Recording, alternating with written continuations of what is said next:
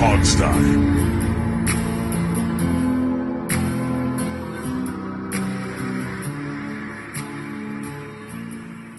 Hey, everybody, and welcome to the Hogstye. It is your host, Alex Zeese here. I got Steve, and I have Dave. Guys, Happy New Year. We are in, like, the last day that I can say that to you before you're supposed to stop saying that. So, Happy New Year, guys. Rule? Is there a rule? There's a kind of unwritten rule. Yeah. See, I spend half my day on the phone and a billion conference calls all day about all these deals and stuff. Yeah. And every single one of them, every single person, Happy New Year, Happy New Year, Happy Holidays. And it just, by the end of the day, I'm like, oh, God, I can't take it anymore. Not one more. No more Happy New Year's. Yeah. I get sick of it pretty quickly, too. I think that's why there is an unwritten rule, Steve, that by, like, day 5, you're supposed to stop saying it. I think we ought to say it in like February. Hey, Happy New Year, everybody. Who are we, Dan Snyder? Why don't we just say Happy Valentine's Day now? How about that? Yeah. Why don't we just roll into what? Wait, is President's Day between? Yeah, or no? Martin Luther King Day. Happy Martin Luther King Day already. Yeah, I think they pretty much dumped President's Day for Martin Luther King Day, sort of. Is President's Day still a thing? It's still a thing. Yeah. Yes. Well, years ago, it was. Washington's birthday was a day, and then Lincoln's birthday was a day, and they're both in February. Remember this? Yep. And they rolled. I don't remember it. I know it, but yes. Yeah, it might be. Yeah, I was like in like 7th grade, so you were a real little kid. But I've never understood what we're celebrating for President's Day. We're celebrating cheap deals on mattresses, Steve. I guess the President's Day sale. Right? Exactly. Because what am I supposed to be honoring? I get Columbus Day, I understand, and Martin Luther King Day, I get it, Right. But I don't understand why are we celebrating presidents? Well, and I don't even mean that politically. Just generally speaking, why am I celebrating the loose term? I understand presidents? Washington and Lincoln, 2 very big, important presidents. Absolutely. Is it just for them 2, or is it like?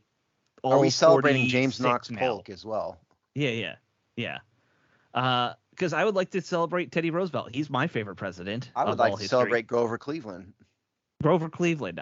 What, for all the affairs? Isn't he? Not famous really, for, just because that name popped into my head as a name. That's it. He ruined the name Grover for generations. You know that, right? And he's one of the few guys that's named, has the same name as a city. Yeah, and not named after him. Like Charles Los Angeles may be a president someday. Some distant future president. All right. We're getting way off track. We should start talking about the serious thing that happened on Monday night. Another smooth transition for Alex. Yeah. But, we really should kind of just go right into this because it's not a funny thing. No, it's not. No. The Damier Hamlin situation. He got hit. He was on the field. He got hit and basically had a heart attack. They're still not sure exactly what's caused it. It seems like, at least from what I've seen on social media and listening to people talk on the radio, it sounds like it was some weird thing where the hit might have stopped his heart briefly, and that's what caused it. Right, is what they're saying now. Yeah, I mean, I'm not a doctor, so I'm not going to define the term heart attack. And what the term I've seen used is cardiac arrest, which means the heart stops. Right. And I think that's what happened. None of us are in the medical profession. From what I understand, you can get hit, and there's a 1 in a gazillion chance that right at that moment, if you get hit hard enough, the electrical circuitry is going just at the exact right spot that your heart stops. Now, we don't know anything about what Damier Hamlin's health was. We have no proof that this is what's caused it. No, but that's kind of the speculation. And I'll tell you, when I saw it, I saw that live kind of out of the corner of my eye, and saw the hit, saw Higgins go down, didn't really think anything of it. And all of a sudden I look up a minute later and there's a crowd and disaster strikes, and I had to go back and rewind it. That was one of the most shocking things I've ever seen on live TV. It's not even a serious looking hit at first. No, it wasn't. He's standing and just falls over. Yeah, it was kind of a weird angle a little bit maybe, but it was nothing out of the ordinary. But I seriously, that was one of the most shocking things I've ever seen live. Sure. Now, he's still in the hospital. He's still on a ventilator, although they're saying he's starting to breathe on his own better now, it sounds like. Yeah. But they had to do CPR to just get some of the facts out there. They had to do CPR on him for 9 minutes, which is a long time for the record. that is, you could have brain damage. There's a lot of stuff that can go wrong when you have CPR that long. Well, that's the problem. I mean, and again, Right. I'm not going to speculate because Yeah, I'm just trying to put everything out there to keep it realistic, yeah, I mean, certainly the longer you're on CPR, yeah, the that worse would it be the is. danger from what my amateur, uneducated opinion is. Yes. From listening to people in the medical field who Yeah. have been talking about it, that's what it sounds like the real risk is for him long term now. So let's talk about. So those are the facts, and certainly Yeah. the other one was that the ambulance delayed it long enough at the stadium to allow his mom to join. So that was good, Mm-hmm. Um, and the Bills released a statement that didn't say much. The Bills statement said that he was in critical condition. His family released a statement through a representative that said sort of the same thing. Right. And then we've seen some media reports. The uncle has been on a couple things, and the uncle said not really much, And then a local Cincinnati reporter, I think, said that what Alex had said, which his condition had improved a little bit, and Not the much, heartbeat but was kind of stable, his vitals were a little better, Yeah. but he's still sedated as of we're recording this. What day is it? Wednesday night. Yeah. Apparently still sedated. So those are the facts. So the bigger question, I guess, let's start here. One, I liked the way the network handled it. They didn't make an attempt to shove a camera in the middle of that to show what was going on. Sure. The shots they drew back, long distance shots, Mm-hmm. the entire time, and allowed it to allowed the medical profession to do what they do, because I think it would have really been a mistake to show this man, who technically speaking might have died, depending on how you Yeah, we don't define know death. if that, but when your heart stops that long, that could technically happen. Yes. That is not something that needed to be seen on television, and so I'm glad they did that, and I'm glad that the booth, Aikman and the other guy, Joe Buck, Joe Buck, did not try to speculate about it at all, and so kudos to them. I thought they handled it about as well as you could. So that's point number one. Thoughts? Yeah, I mean, look, I think the networks have had a pretty standardized policy of serious injuries, here's what you do, and they don't get close-ups once they realize what's going on. They didn't show the replay, They showed it once, and then they didn't show it again. I'm talking about last. Last night, but in general, they're a little, sometimes they will, sometimes they won't. Yeah. I think the networks have a good policy there. I know everyone was ripping the networks and ripping the NFL for the whole 5-minute warm-up thing at first. It's chaos, man. Yeah. I mean, who knows what was really going on? It's hard to say. Well, it was that one point when I was doing my article that I came across Reggie Brown. There was already kind of a precedent already set for that, because back in '97, Reggie Brown had needed CPR on the field as well too. And he still continued the game afterwards, because once he had CPR, he had movement of his limbs again, or some movement anyways. And so there was some amount of, he's kind of in the clear, but still serious condition. Took him off to the hospital, and they had that delay, and they continued the game. Well, here, I think they kind of leaned on that a little bit, maybe. Saw that, at first, yeah. At first, yes. And then, but once they realized what the severity of Hamlin was, in terms of, in fact, I don't even think he even got the heart beating again until he got either on the way or to the hospital, I think, or something I like don't that. know. I hate to. Yeah. So, but either way, there was no movement from him leaving the field. There was no signs of improvement or nothing. That's where I think they were like, no, we got to stop this right now. Well, I mean, Dave, I know you being in the military like me, you've been in crisis situations. And Alex, I mean, I'm sure you have, maybe not in that kind of circumstance, but very different ones. But I've been in some. Yeah, yes. And when this kind of thing happens, there is mass confusion and chaos going on around you. Right. And that's clearly what was happening. Nobody really knew what to do. The certainly in almost nearly every circumstance, a player gets injured, get back on the field. Right. I mean, this is almost unique in NFL history. I've read, I guess, one story of the past couple of days about somebody dying 100 years ago on the field. 1971, it was Chuck Hughes of the Detroit Lions died. Okay, there you go. So it wasn't fourth quarter of a football game.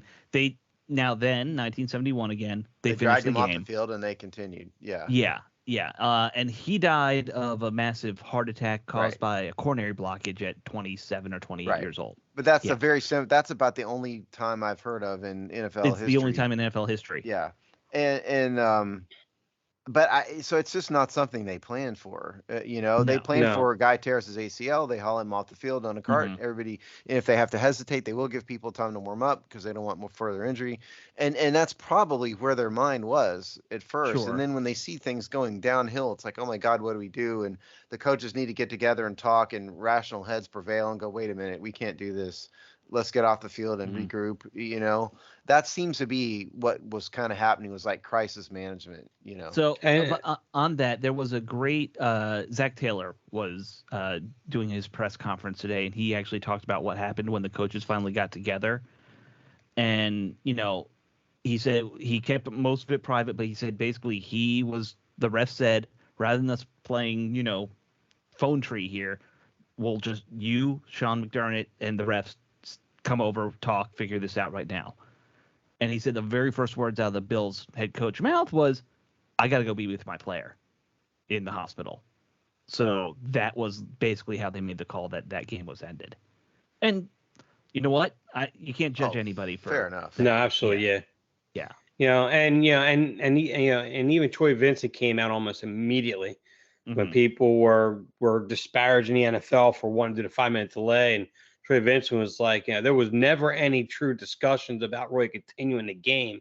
It was just kind of them following protocol and getting to that point without any decision ever being made at that point.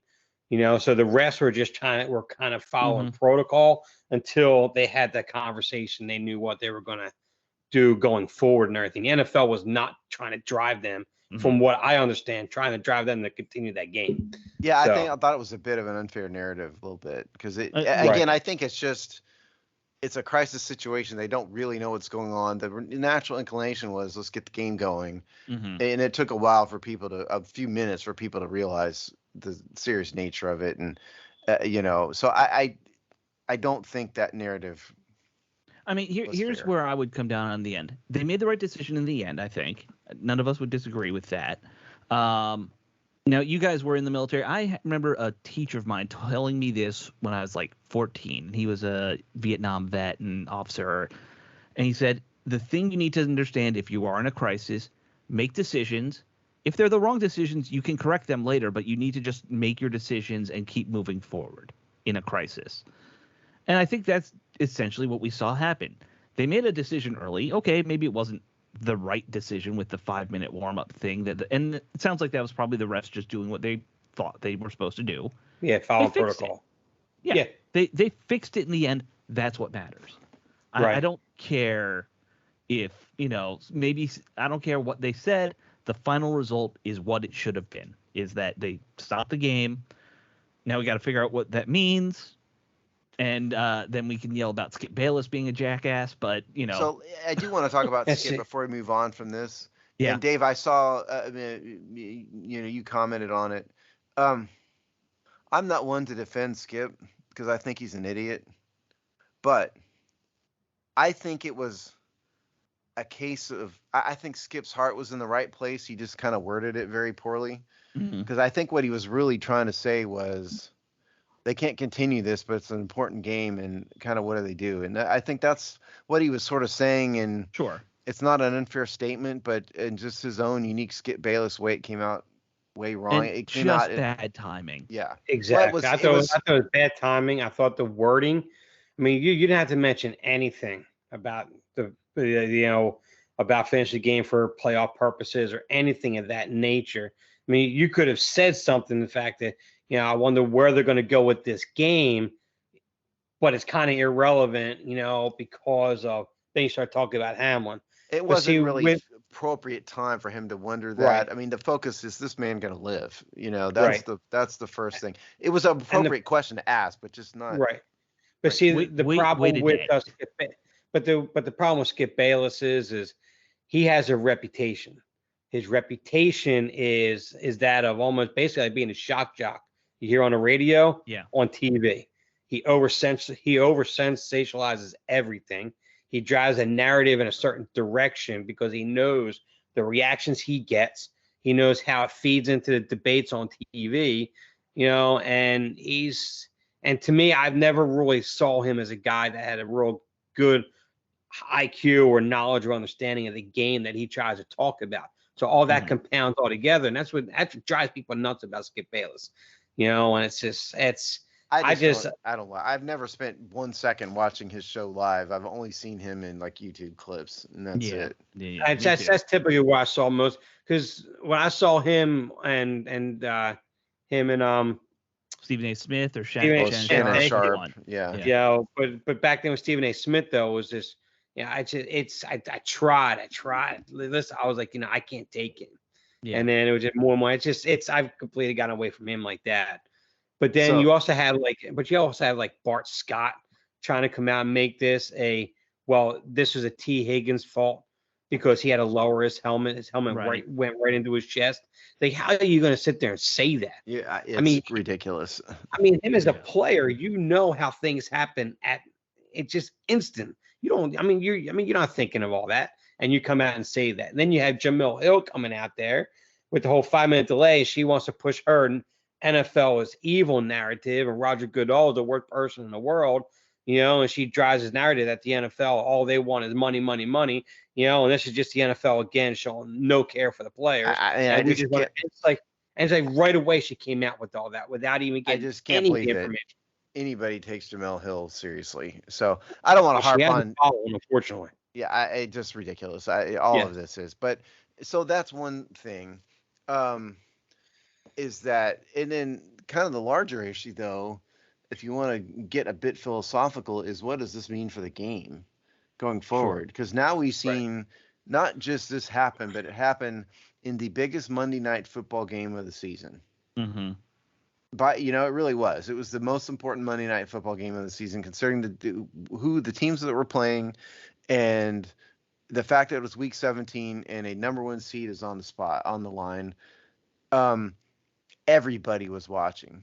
Sure. Does this mean that we're going to see, or we should see, or we will see a trend against the NFL because of the violence in a greater step than we've seen before? So I've actually thought a bit about that particular issue, and we were talking about history before the podcast, and I fall back to the history of this sport, and the history of this sport is that sometimes when there are serious medical issues that come up with sports, we do need to make changes to them. I don't know what that is for this injury yet because we don't know the details yet. But you go back to the CTE issue. What was CTE a serious problem? Yes. Are they trying to make changes to make the game safer regarding that? They are. Did they intentionally cover it up for years? Yeah, yes. That's a separate part of this, but I agree. Hopefully they learn from that mistake and they don't say, "Oh, this is just a fluke thing. Don't worry about it." No, let's find out what this is. Does he have a heart issue? Should the NFL be doing more to check guys for heart issues before they are allowed to play in the NFL? Can the pads be improved somehow? Can the pads be improved? These are all things that we should absolutely be asking once we know what happened. Yeah, and I think that's all. It's funny you say that, Alex. I was just talking with somebody at work today about that, in terms of maybe there should be more medical practices in terms of evaluations of guys with potential cardiac problems, other compounding health issues that they may not even know about. And maybe there should be some sort of a annual physical that covers all that, something where it's just. But go ahead. We all know, and I don't want to make this a COVID thing. We all know COVID did a lot of damage to a lot of people's hearts. Mm-hmm. If you got it, some people, it's happened.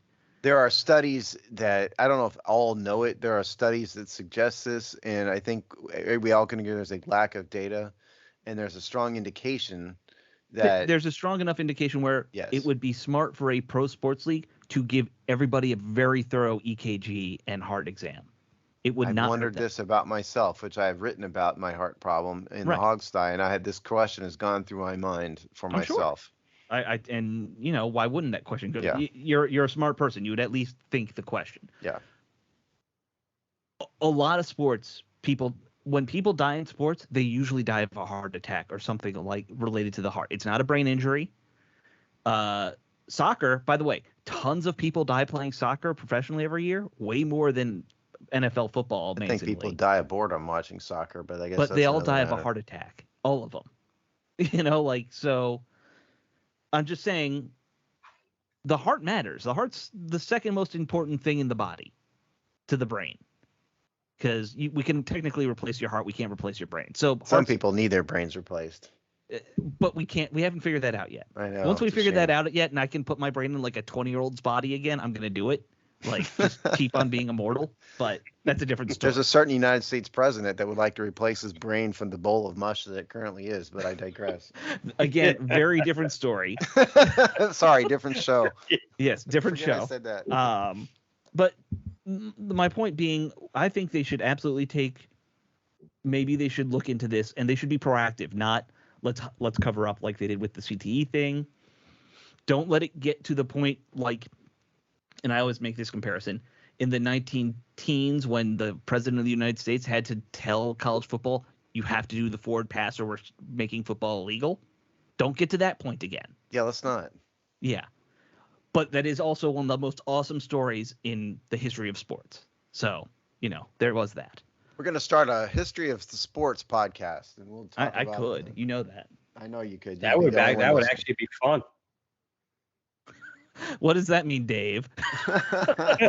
Okay, so that's that question, and I don't think we have a good answer to it. I think no, we don't yet. You're basically on the right track, which is be proactive and determine what is the cause.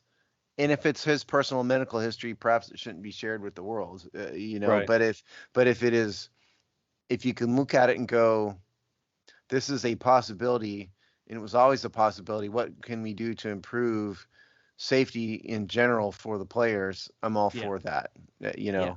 We should always. And it doesn't necessarily mean make them a bunch of pansies. It's a violent game, and you kind of accept that. You walk into it knowing, but there are certain improvements that probably could be made.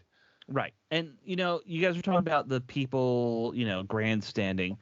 I did hear one guy, and I think he was a former player talking I think he was on some local Browns radio show or TV show. And he had a very fair point about when it comes to Hamlin's situation, he's not vested yet in the player's pension. I know. We could get into that if you want. Yeah, he's way too young.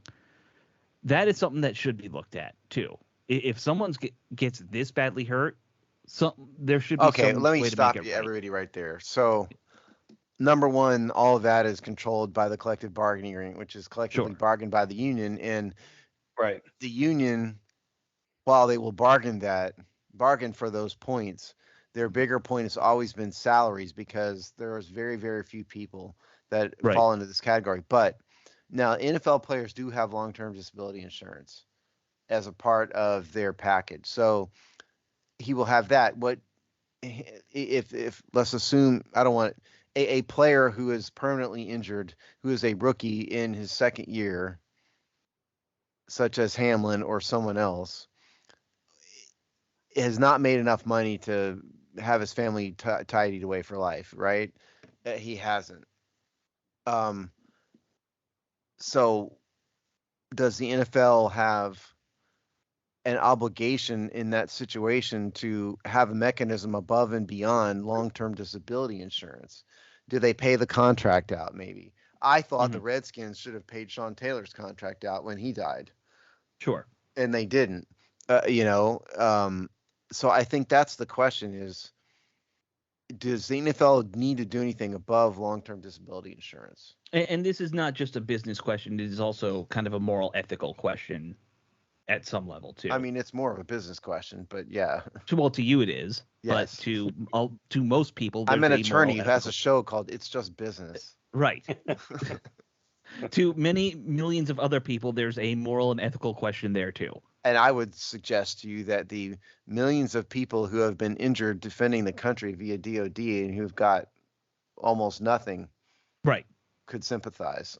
Yes, exactly. That's a whole nother conversation. Yes. That's very, That's yet another podcast. Yet another podcast that we could probably do. That's a two-parter podcast right there. Yeah, that Dave and I could talk about. Yes, you guys can take the lead on that one. I will be very happy to let you do that. Well, and there are some instances of teams taking care of these guys. Like the Pittsburgh Steelers took care of Ryan Shazier for a long time. Right. They still Famously. might be. Yeah. The Dodgers had a player whose name is escaping me right now, who has mental problems, and they've been keeping him on the payroll for years, for example. Yeah. And if I'm not mistaken, I think when Utley had his injury, I think the Lions did the same thing. Did they? Okay. I believe so. I especially in terms for his medical, for his recovery, everything. I think they took care of all that. And so, like Steve did mention the whole Sean Taylor, they didn't pay that out in the end. We should at least mention how with Sean Taylor, even the Washington Redskins, Commanders, whoever, they've obviously been very active with his family this whole time. Right. Well, and I'll say that Steve Rosenberg told us some things that he asked us to not repeat, but I'll just say that the daughter is taken care of. Say it like that. Right. I think that's pretty well known publicly. Yeah, we do know that. To what extent we don't know, but yeah. I mean, they're pushing her legacy line there at the stadium because I was just there at the game, so it's all all right there. And on a positive note with this whole thing, credit to all these fans and everyone donating money to Hamlin's charity right now. I think last I heard was $4.5 million. It went up over $5 million. It was up over $5 million this morning. Wow. 700,000. Somebody who's capable of managing a charity like that. They're going from simple toy drives to millions of dollars. My advice to the family would be, once the crisis is over, find an attorney or a charity or someone who could administer this on your behalf, because they're going to have millions of dollars sitting in I would think Hamlin had that pretty much covered, because I would think that he probably don't think that, Dave. Because aren't most charities that are run by the NFL players typically most kind of of organized?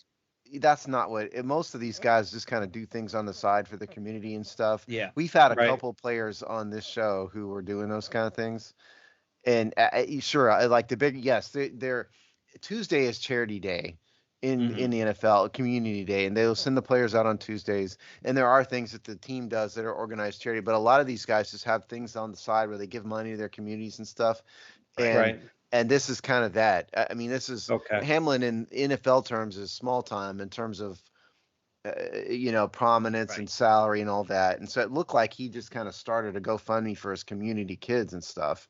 I'd bet you it's not anything. Another example would be J.J. Watt when he was with the Texans on Hurricane Harvey. He just threw out, hey, let's raise some money for Hurricane Harvey. And all of a sudden he had like tens of millions of dollars, and he had to give that. I think he eventually did get a charitable organization that managed all that for him, because it was just beyond the scope of what he could do.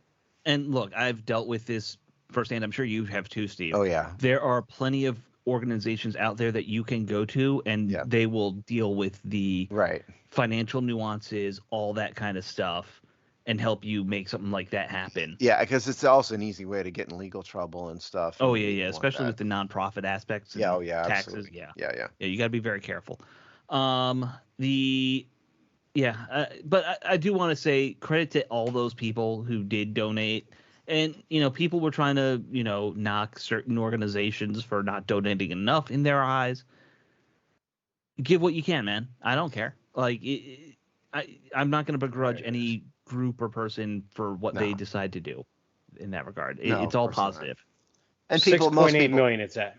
6.8 million. That's fantastic. 6.8 million. Yes. See, that's my point. He's gone from like $25,000 and toys and stuff to $6 million. I mean, they're going to have to find something. Yeah, exactly.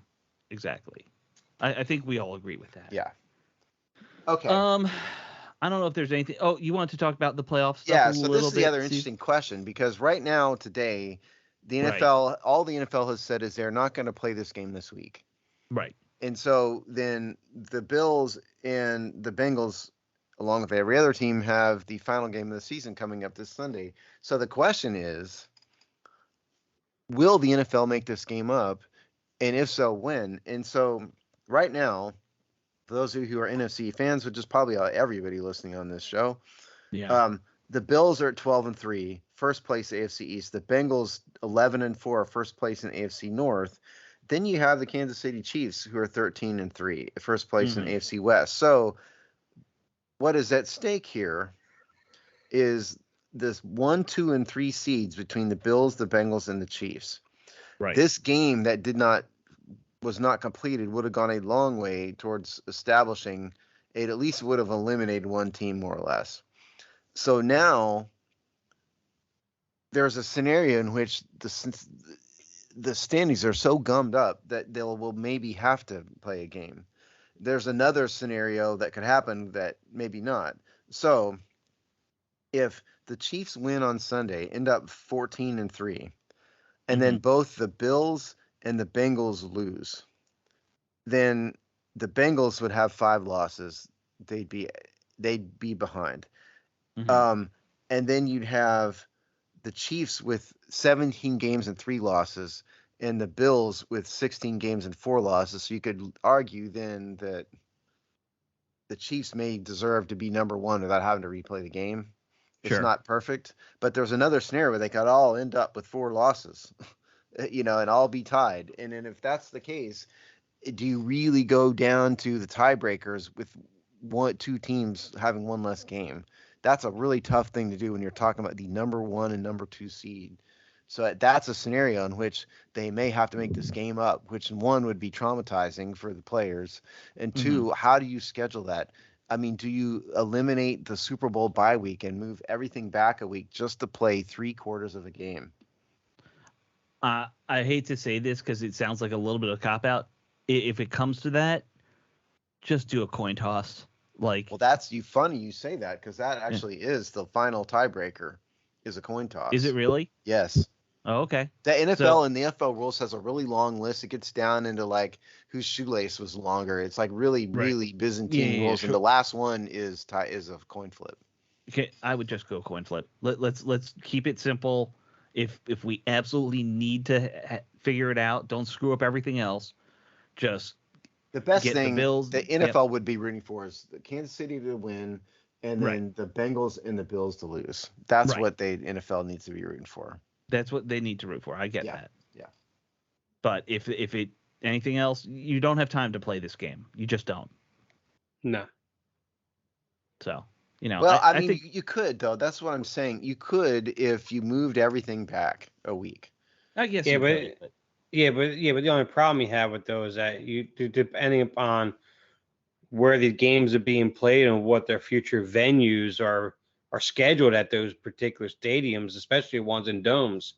You can't always just move an event just because the NFL takes priority all the time, because the logistics and the money behind some events.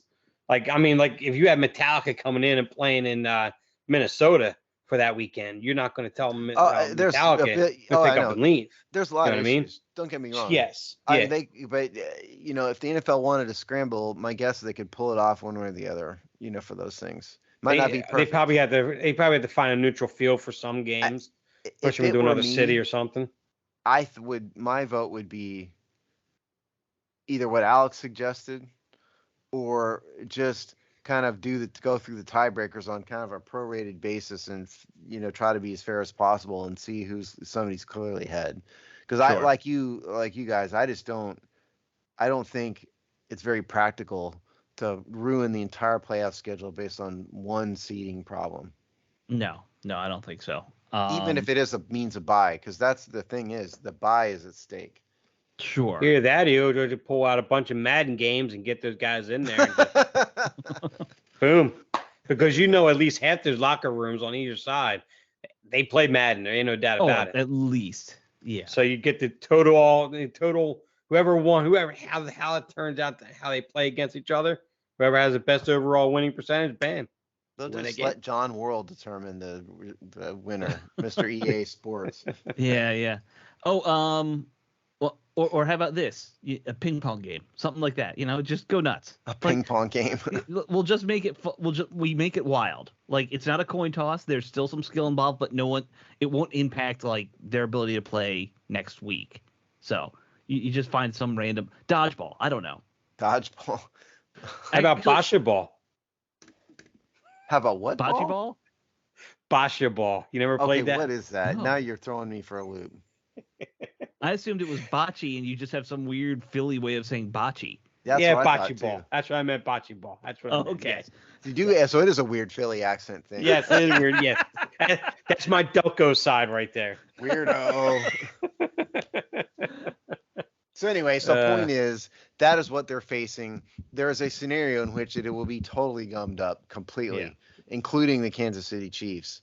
So the NFL needs to pray for Kansas City to win at a minimum. That would solve at least some problems. Again, or be proactive and just kind of, you should have a discussion with these teams and say, what do we want to do here? Like, what's I just have it figured out before kickoff this weekend. Yeah. They should do.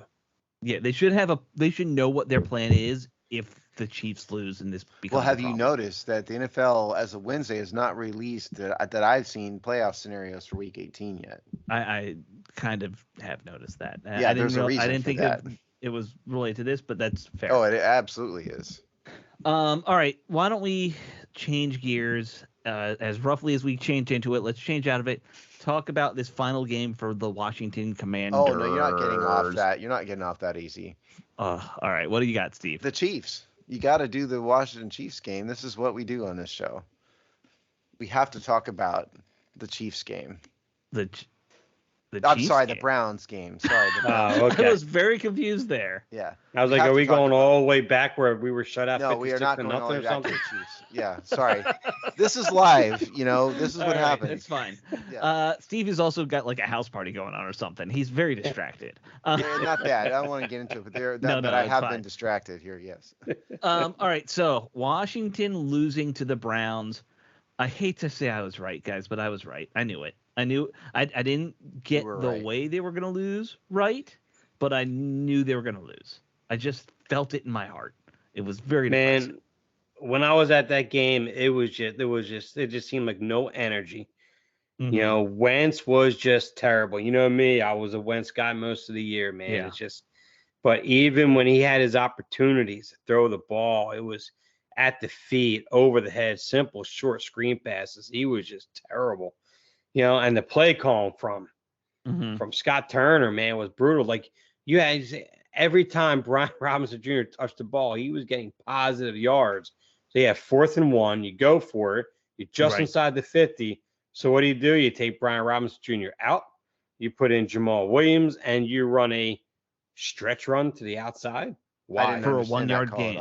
Yeah, I didn't get that. For a 1 yard gain. I'm sitting there. Yeah. I'm sitting up there and I'm screaming in the stands right there. I'm like, what is he doing?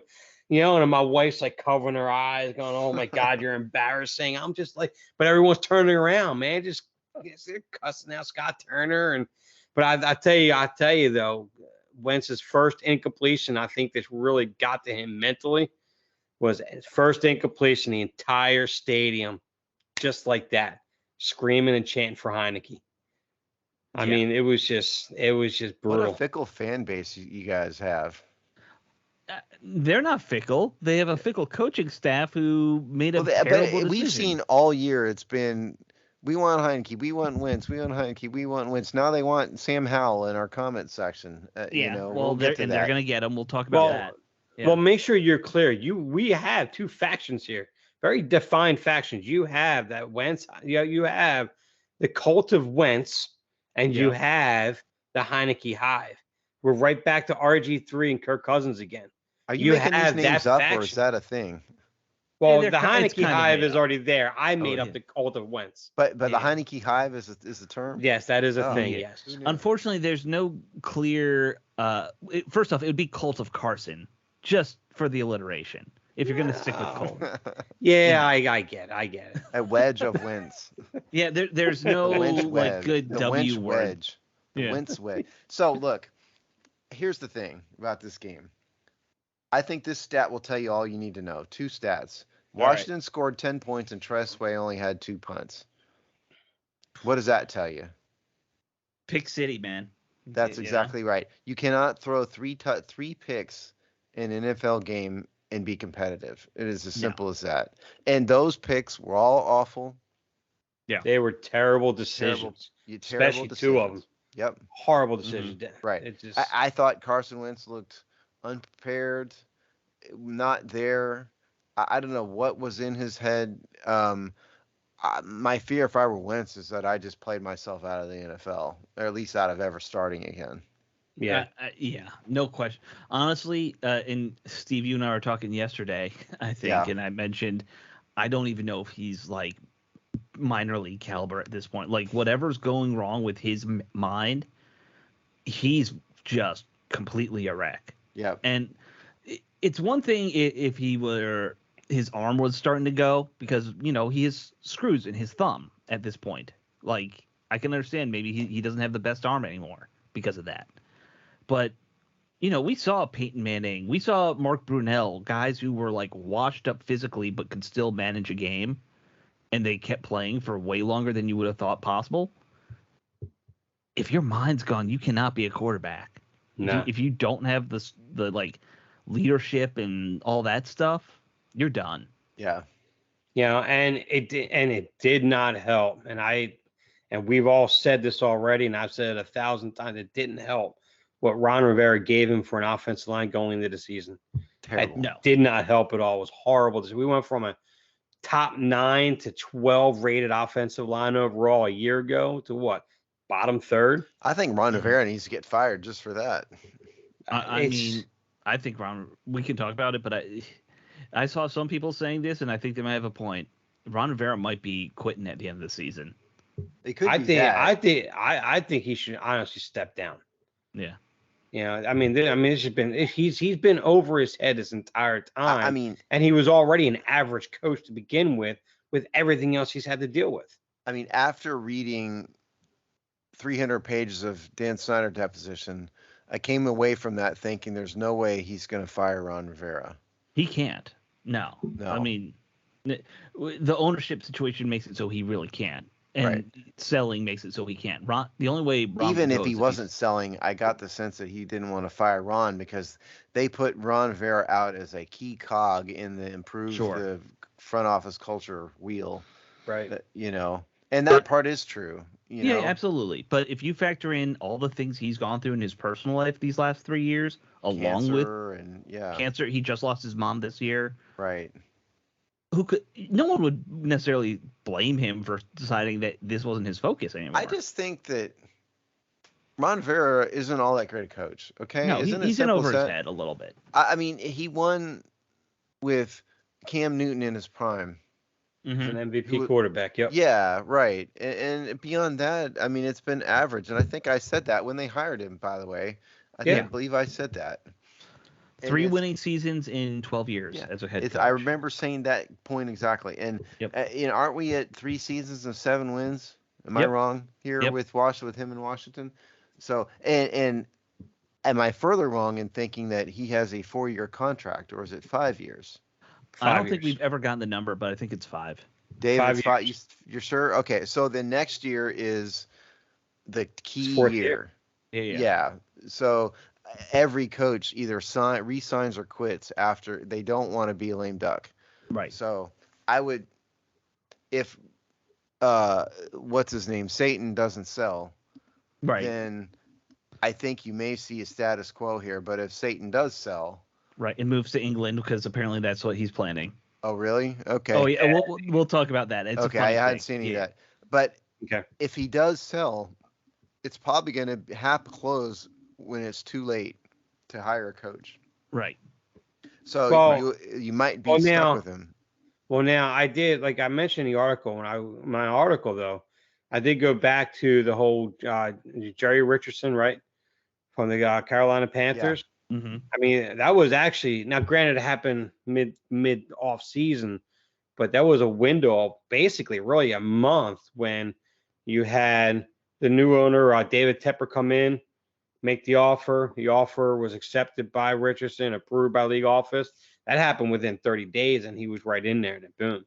I mean, I'm not saying that this would happen here, but if you think about it, granted, Snyder wasn't proven to be a, or wasn't proven to have sexual misconduct of any sort. Mhm.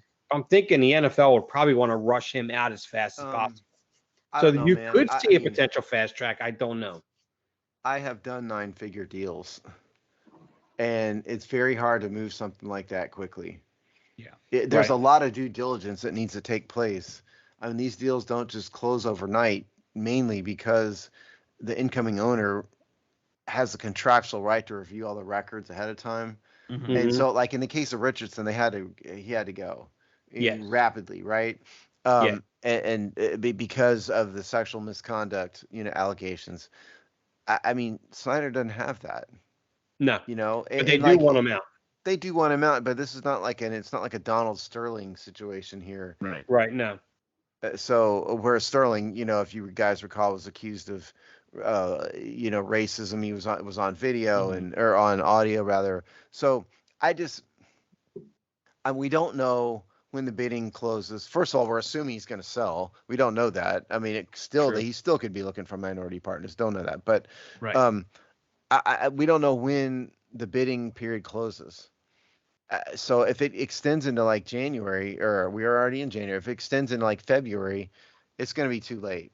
Yeah. You can't Yeah, wait weeks, like a month after the Super Bowl, to hire a coach. No, they would basically need to get that deal done like probably even before the end of the season. Well, you would really. ideally want it Yeah. in Before place. new league year, if they would do anything.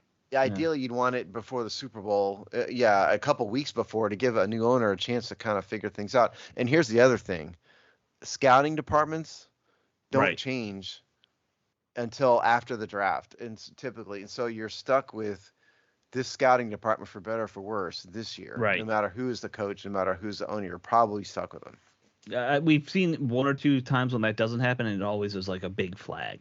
Yes. Yeah. No, I mean, I think we all kind of know that this is the situation they're in. Like deep down, Ron's probably coming back next year, unless he decides he doesn't want to. I mean, Yeah. maybe someone goes to him and say, "We go leave with dignity," Yeah. Just Maybe. But who's going to tell him that? Yeah. He's his own GM. Right. Who's Dan Snyder going to tell him that? No, Marty's not going to tell him that. No, Marty works for him. Jason Wright? No, because look, anyone who calls him coach ain't going to tell him that. And Jason Wright calls him coach. He only works for one man in the building, and that is Dan. Right. Or woman in Tanya, or whoever you want to couch him. Right. I almost don't even think we can talk about the defense in the game fairly from last week, because when the offense screws up that much, the defense, I hate the term complimentary football, but it is a case of if your offense is that bad, your defense is going to look bad. Like there's very few cases I've ever seen where an offense is that inept and a defense somehow wins the game. I mean, the defense wasn't that good, though. Nick Chubb averaged 7.4 yards per carry. Yeah. And Amari Cooper had 105 yards on 3 receptions. Right. I mean, this is the Cleveland Browns, by the way, who aren't that good, who aren't a playoff team, who have... Didn't they only have 9 completed passes or something? Yeah, I was about to get to that. Deshaun Watson, Mr. Instagram model, it was 9 for 18, 169 yards. Not that good. This is not...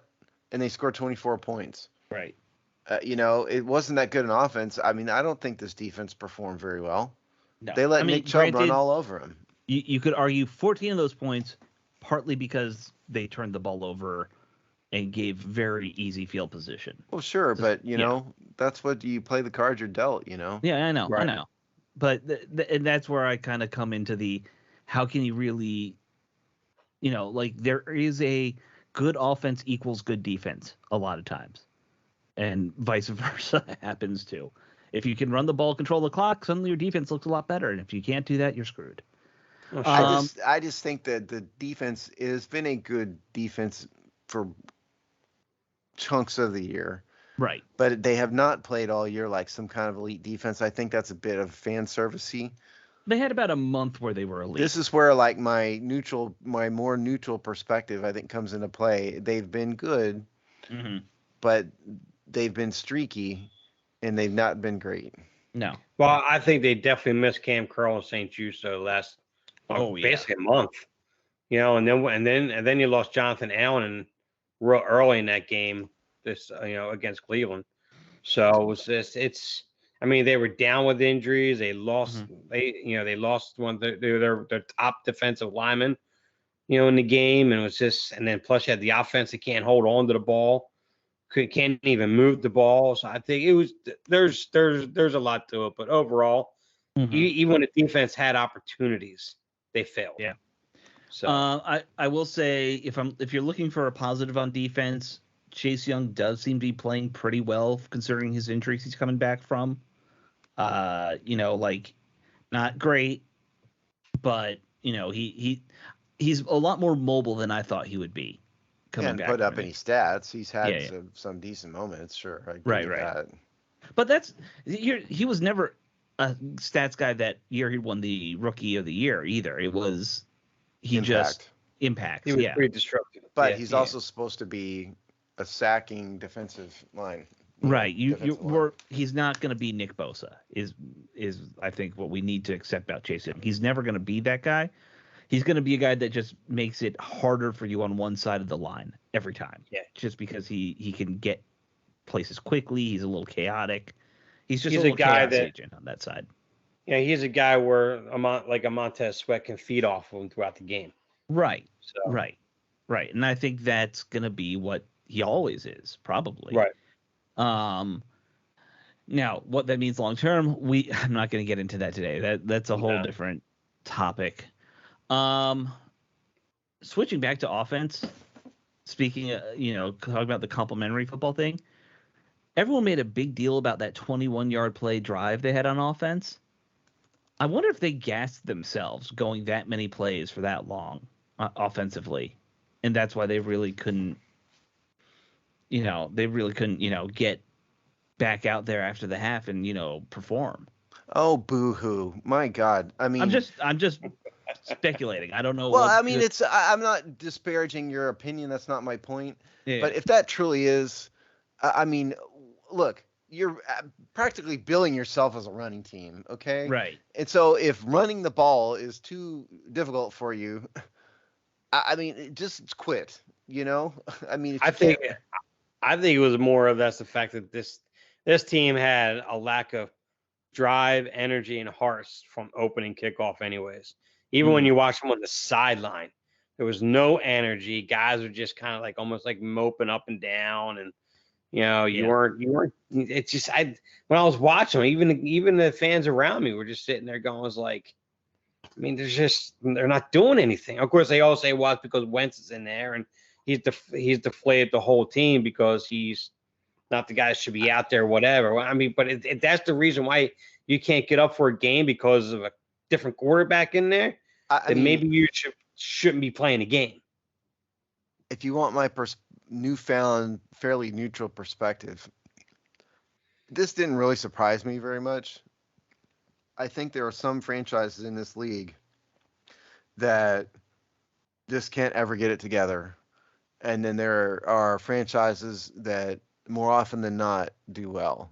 Mm-hmm. And this is a team this year and going back a long, long time that the mess in the front office aside, the coaching staffs and the players have never been able to put it together. And the Redskins and the football team and the C words or whatever you want to call them is one of those. They won a few games. They won a streak of games this year. Mm-hmm. Okay, but a lot of other teams do that too. They have not been consistent this year. The offense has consistently underperformed, even in games when it should not underperform. The defense has been streaky.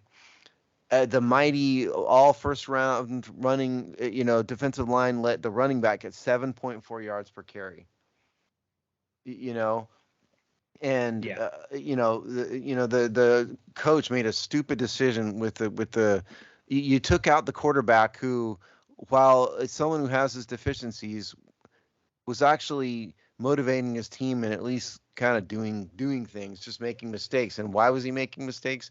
The offensive line has been a total train wreck. So it's none of this should surprise me. And I think being a fan is the nature of being a fan is being optimistic, and I understand that. But if you want to be a realist about it, you should have known that this team just wasn't going to get it together. It might not have been this week. Maybe they could have gotten past the Browns, but they weren't going anywhere. This team is not that good. I'm sorry. The thing that there are things that blow my mind with this team when it comes to the streaky nature that you talk about, Steve. Like I'm just looking at Pro Football Reference. Like this team always seems to have slow starts. How and that goes back multiple coaches. 2018 is probably the only anomaly where they didn't have a slow start. They actually finished poorly that year. And I think we all know why that happened. That was the Alex Smith year. But like it seems like every year, other than that, it's always they struggle to get off the field or they struggle to start up. They might have a good winning streak at some point, and then they struggle to finish. It comes back to what I've been saying since show one. Yeah. Really, it's good organizations breed consistent teams. Yeah. In every sport, look at the best teams. Why are the Steelers almost always at least good? They've had an off year here and there, but for literally decades, they've been consistently good.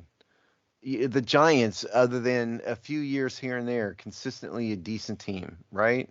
If you go into basketball, the Lakers, my formerly beloved Lakers, were championship level teams through multiple decades, multiple team leaders, multiple coaches. They always won. There are baseball teams that the Yankees always seem to come out on, to be decent teams. All of these teams have one thing in common, which is typically stability in the front office and smart people who care about winning. Yeah. And this team has, we don't need to beat the Dan Snyder drum, but they've also had dumb people. We will later, though. Yeah, they've also had dumb people in the front office in strange organizations, strange structures. Right. People who have agendas, and they don't care about winning. And that's really it. I mean, again, you can get lucky here and there, a year here and there, but in the converse to this is like there are teams always lose. Why is that? In spite of having multiple first-round high draft picks every year after year, the Lions have been losing forever, right? There are, baseball teams that are train wrecks every single year. Why? Well, because the owner doesn't care about winning. Washington has been a train wreck for decades now. Why? Because they don't care and they don't know how. Yeah. And until that change, the culture fundamentally changes. It's like Dave and I were in the military. The U.S. military is an elite fighting force, or at least was up until the past couple of years, precisely because they have an ingrained culture of excellence. And we train better than everybody. It's the same in life. You have to have the right mentality to win consistently. You're going to get lucky every once in a while. In the immortal words of Tom Petty, for the second week in a row, even the losers get lucky sometimes.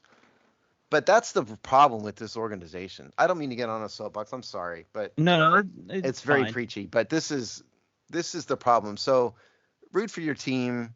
But until something changes at a fundamental level, we're always going to see the 7-9 Washington whatevers. I'm done. No, I do think that's true. And, hopefully we will see one of those changes, that big change coming soon. We'll see if that happens, but I think we're all hopeful, at least at this point. Should we preview the Dallas Cowboys? I'm excited about this. I guess we can. Let me start by saying... So, this morning, as of this morning, the reports were that obviously Wentz was not going to be the starter. We're done. Like, that is over. Why? Yeah, I don't know why, Steve.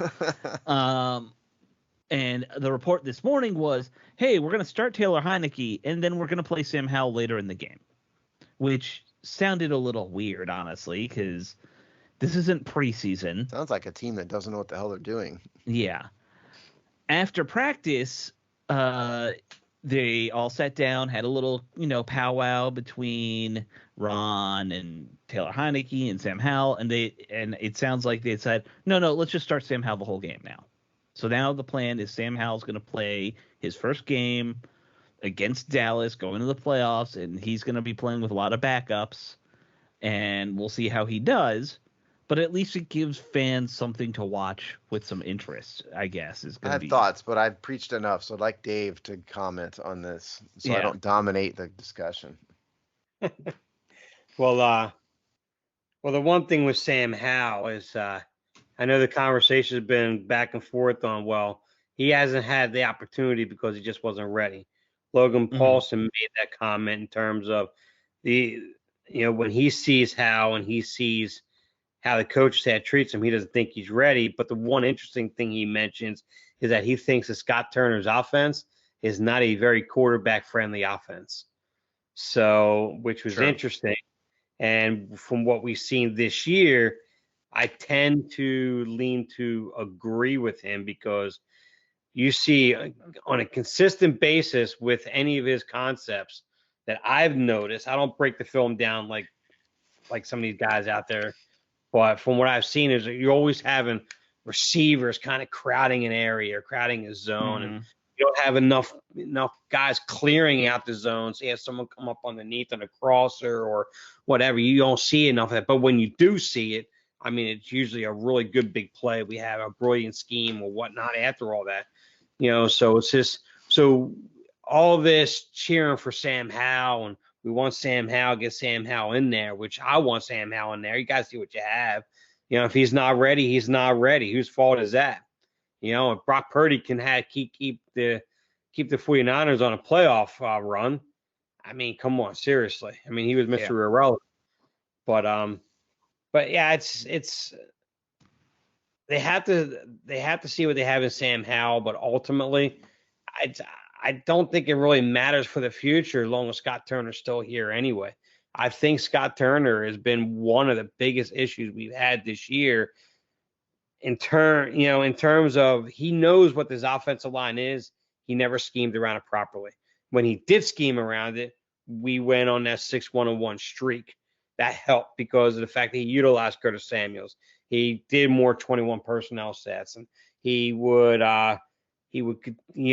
dedicate more to the run and commit to the run and all that stuff and everything, but he was never consistent with that.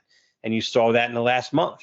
This last month when we were 1-2-1 or whatever it was, that wasn't all because Heineke was playing bad. He wasn't playing bad.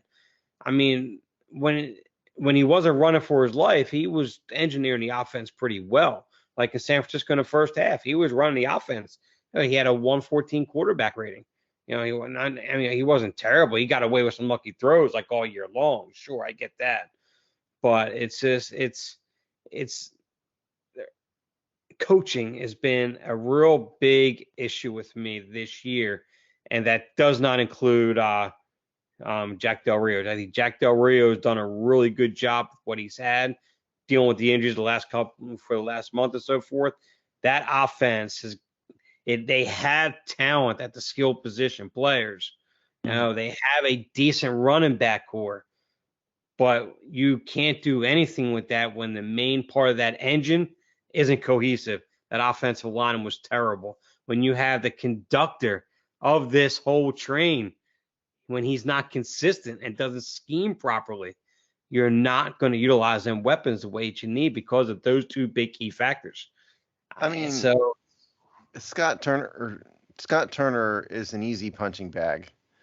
Okay, yeah, he deserves blame. He looks very punchable too. Yeah, well, yeah. I mean, he's an ugly dude, but you can't just blame the offensive coordinator. The players have played terribly at times. So I'm not one. I don't think the solution to every problem is Scott Turner, and he's not the cause of every problem either. And in terms of Sam Howell, I think he's irrelevant in any case. He's a 5th-round draft pick. I don't know why the fans are so anxious to see him. I mean, other than just you want to see him, I guess I understand that. But why would you want to throw him to the wolves against the Dallas Cowboys, who are going to be playing all out because they are competing with the Eagles? Right. Still for that one seed. Yeah. So why would you want to do this to him? I mean, I could see even maybe throwing him in the second half of the game, maybe if it's over, get him some time, but you're going to start him. I think it's a recipe for disaster, and I think it's a situation that could ruin his confidence. But because the other thing is, you don't draft a 5th-round quarterback to start. I'm sorry. If you look at the odds, the statistical odds, there's Sure. a handful. Right. Tom Brady is a unicorn. Brock Purdy is a unicorn. And Brock Purdy is a unicorn on a great team who's dramatically helped by that. I mean, Brady was on a great team early in his career. Yeah, exactly. Yeah. So I don't. I mean, I'm fine. Well, I'll watch Sam Howell. Okay. I mean, I don't care that much either I'm not way. expecting anything from it. No, but it's going to be like a damn 50-10 game, and he's going to get sacked a billion. He's going to have DeMarcus Lawrence in his face and Micah Parsons in his face and all this stuff. I almost think you could do him more harm than good throwing him into this kind of situation. I mean, That's possible. You definitely run that risk. My big thing about a guy like Sam Howell, the thing people keep pointing to, well, he was at one point graded to be a first rounder, and then he fell way down the draft because he stayed another year in college. Meaning that he didn't end up as a first rounder. No, I understand that. Right. But I'm saying that that is something people point out with Sam Howell quite a lot in local media. This is just fans being fans, and I get it. I know. Just to kind of go back, the reason why I get what you're saying. Well, you can't blame Scott Turner. You got to put the play. I'm not saying you can't blame him. He's not been good, but no, I get that. It's just and I agree. I agree to a very certain level. See, I'm used to on the football that I grew up with. You had Bill Walsh that nearly benched Montana early in his career because he couldn't stop throwing interceptions early in his career. You had Bill Walsh, who basically told Jerry Rice, if you don't get your act together, because he had drops early in his career, and he was dropping everything his first 6 games of his career. He was basically told by Bill Walsh, if you don't get this right, you're going to find yourself back on the bench. I don't care what round I picked you in. You had Bill Walsh who did that. Joe Gibbs held players accountable. Coaches held players accountable, and you saw improvement with these coaches, whether it was the head coach or the offensive coordinator, and you see these things getting fixed. You see the players starting to respond to the coaching, even if it was on a disciplinary side. But you still, year 3, you're seeing the same thing on the field. Receivers are ending up in the same areas. Tight ends are not hitting their blocking assignments. Not that we have any good blocking tight ends to begin with anyway. It's just in year 3, it gets to the point, maybe the players aren't executing. Well, what is Scott Turner doing it's to fix deeper that? than this, though, Dave. It is deeper than this.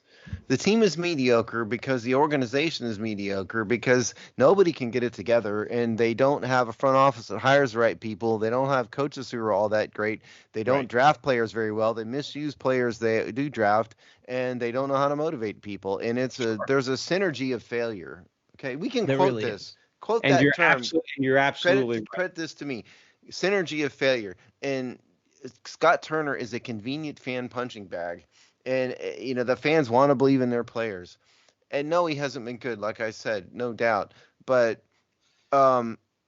he's just the most visible problem. He is. Most convenient answer. I think it's a rational answer at some level, too. I don't think it's just convenience either.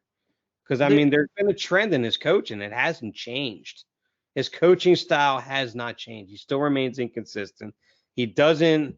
In fact, a lot of times, how many games have we looked at where his scripted plays this year were blown up before they even got halfway through them? Yeah. Because he's not. The first half of the season, especially, he was terrible in that scripted part. The thing I look at with the Sam Howell situation, correct me if I'm wrong, because you guys would remember, back in the old days, if your team was getting blown out, wasn't it fairly normal to just pull the quarterback and throw in like a younger guy or a backup just to get some reps in? Yes. Mm-hmm. What happened to that? There were 3 or 4 games by now that Sam Howell probably should have played. That's what I was suggesting for this upcoming game. Yeah. You start Heineke and they should have done that already a couple times with Sam Howell by now. Sure. I don't understand it.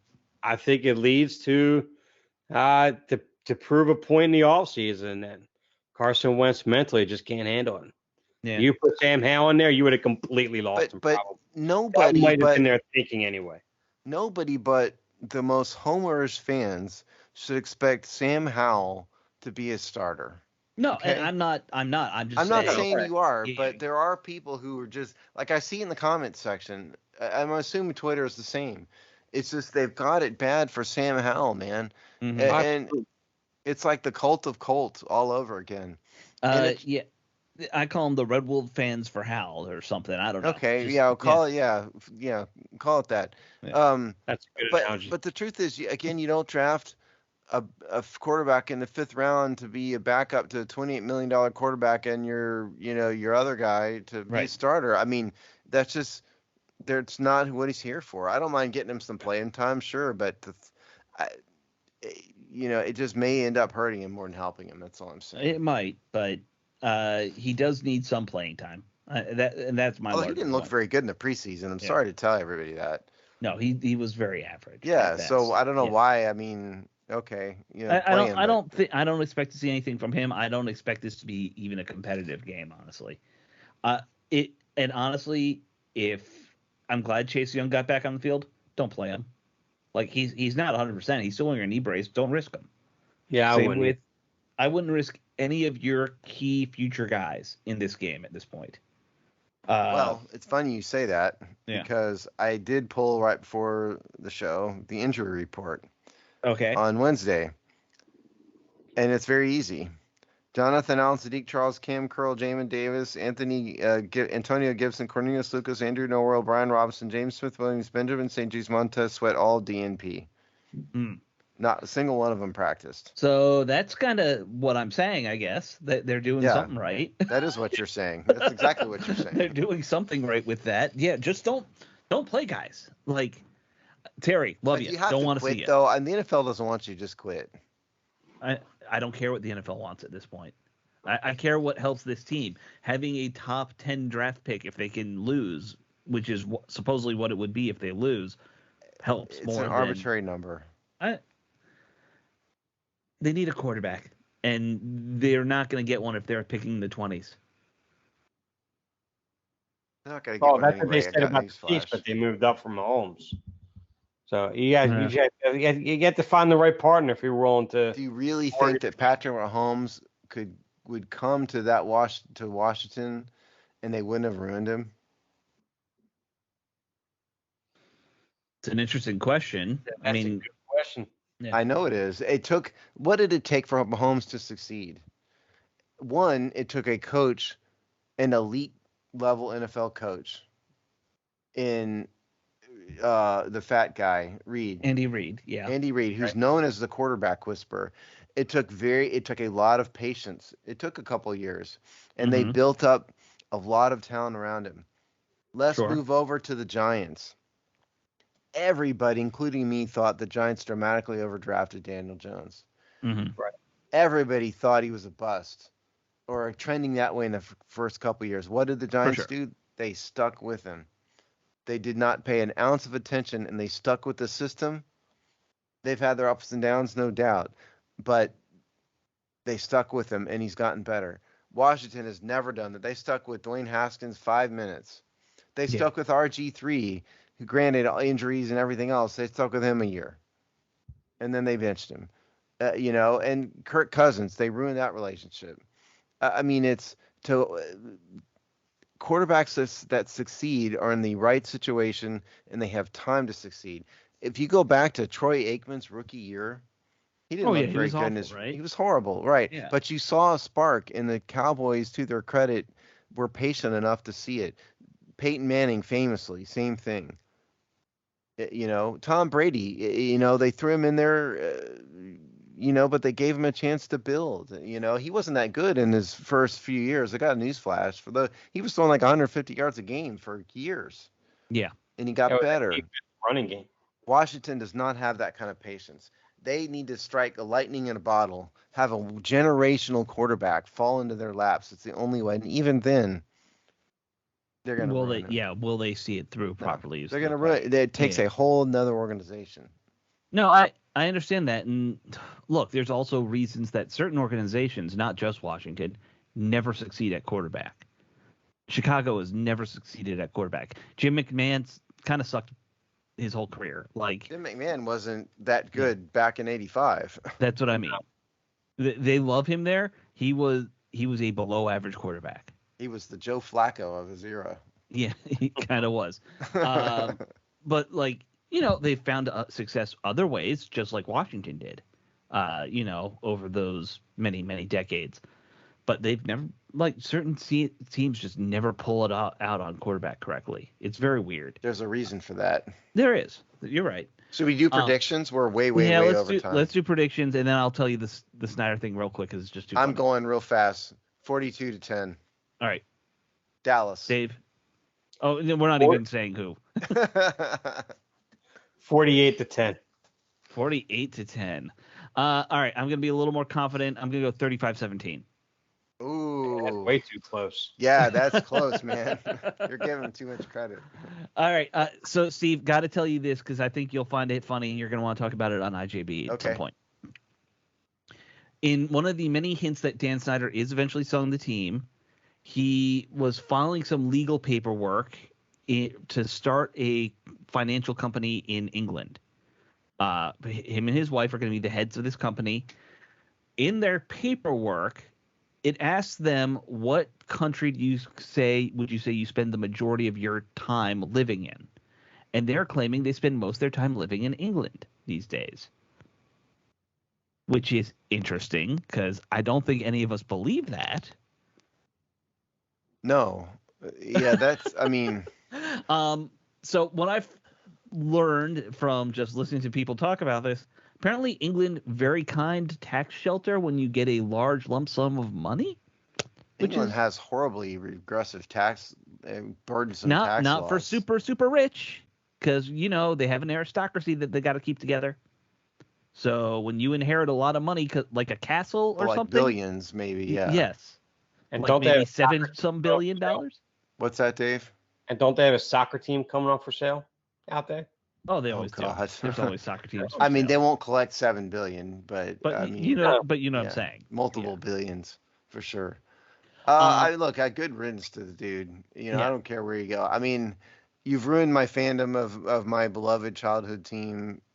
Right. Just, go away. Can I quote another song? Go ahead. In the mortal words of Motley Crue, don't go away, Mad. Just go away. Go away. Yes. Yep. I'm all about old songs tonight. There you go. I just would rather him if he sells, just sell the team, get on your plane, and just leave. I don't need a goodbye presser. I don't even need a page in a newspaper. Just pick up. Oh, he won't do that. I've been to too many changes of command, Dave. He won't do that. He'll just go. He's not even that dumb. He's also not that articulate. He can't really make a goodbye speech effectively. No. Yeah, no. It's just very funny that he claims he spends most of his time living in England, and that like, where'd that come from? Like randomly, Yeah. And first of all, his father was English. People don't, or half. First English. of all, isn't there a Twitter page you follow that tracks where he is at all times? Yes. And so related to that, one thing I did checking the Dan Snyder's Yacht Twitter page was figure out where is his boat technically flagged. And it is flagged in the Cayman Islands, which is part of the British Empire still. So maybe he's thinking, I spend most of my time on my boat, and it's got a Britishy flag. I'm English. Well, to be fair, no boats are flagged in America because no. There's taxes and a bunch of other things. I know, and you flag them in the British Virgin Islands or the Cayman Islands where they pay zero taxes on that. I have family in the Virgin Islands. I know all about the scam. Believe me. I know a lot more about the scam than people might want to know about the scam. Us Po folk don't have like aristocracy in the Virgin Islands, Alex. Sorry, we can't relate. Yes, I know. But my family owns a tourist shop down there. To be fair, they didn't get any aristocracy hidden money. But I do wonder if he's dumb enough to think that his boat being flagged with the Royal British. He's that dumb. He's dumb enough. His people aren't though. He's not that dumb. His people might not be. He is. And his wife is. I don't think she's very bright. But his wife is far more charismatic than he is, and that helps her a little bit. But that does help. at the end Yeah. of the day, she's a model, you know. Yeah. But yeah. Just for the record, his boat is flagged in the Cayman Islands. I don't think either one of them are descendants of Einstein. No. No. Maybe Or Norm even Einstein. Einstein's ugly redheaded cousin. Not that person either. He might have some relation to the other Albert Einstein, also known as Albert Brooks. Maybe. You know, he's not that funny either. He has no personality. That's true. Brooks had. Yeah, Albert Brooks, very funny man. Yeah, Very that's funny. certainly not Dan Snyder. No, but kind of looks like him. Honestly, A little bit. Yeah, a little bit. Like a little sock puppet. But please, credentials for training camp. Oh, hey, here's the good news, Steve. The new owner will. Yeah, the new owner hopefully will by then. So, That's all right, the good guys. news. Anything else we want to talk about? I think we're wrapping up. We are. We're at 120. We're way over again. That's okay. That's okay. All right, guys. We will talk to you all in the postseason because guess what? We're not going to be there in the playoffs. All right. Hogside offseason coming up to you next week. Later. See it. All right.